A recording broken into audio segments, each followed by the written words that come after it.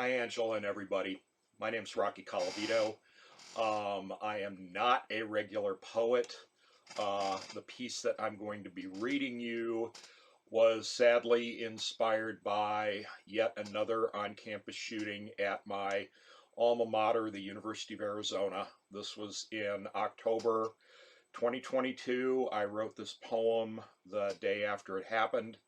So it is for Thomas Meisner and his family, and also in memory of Robin Rogers, Barbara Monroe, and Cheryl McGaffick, who were faculty in the College of Nursing at the University of Arizona, who were also killed by a gunman in October 2002.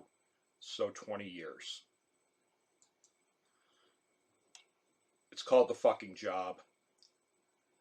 His day started like all the others, tousled his son's hair, cheek-kissed his wife, grabbed his travel mug of coffee for the trip, to his job.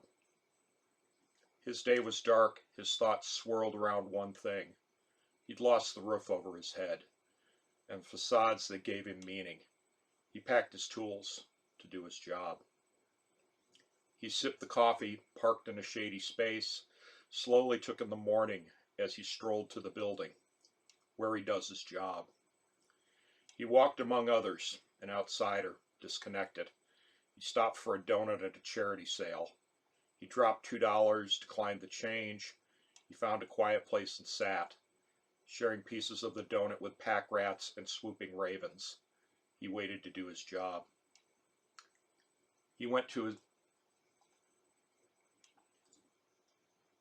He greeted his colleagues with heartiness, smiled at his assistant, made small talk about his life, her life, plans for the upcoming weekend. He went to his desk and checked his schedule and got ready to do his job. He took his time, basked in the sun like a fat Gila monster, drawing metal petroglyphs and chemical symbols, working frenzied equations until the fingers of his mind were numbed. He got up, shaking off crumbs, and trudged off, moving forward on his job. He rose from his desk, put his elbows on the windowsill.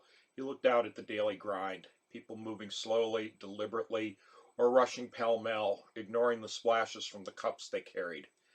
He wished he'd had more time, but he had to do his job. He entered the building and crossed the atrium as he'd always done. He took the elevator to a familiar floor, not caring that people saw him in a place he wasn't supposed to be. He was there to do his job. He worked on his project, not knowing there was an unexpected guest. The deadline was looming, and there were important matters that needed support. He dutifully continued to do his job. He walked by reception, seeing her immediately pick up the phone. He ignored. He had business elsewhere.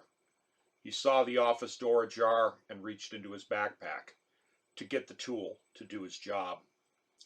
He heard the door squeak and cast a glance. His eyes narrowed at the unexpected guest, then widened when he saw what the guest was holding. This wasn't part of his job. He finished the job quickly, turned and left, missing the police by inches. He reached the place where he'd stashed his car, got in and drove away, musing about a job well done.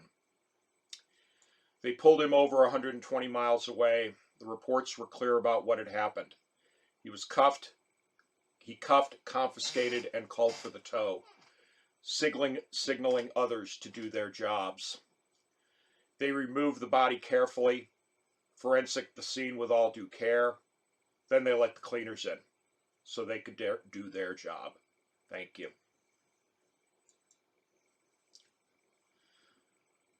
So, if I may, think of those who work at teaching children.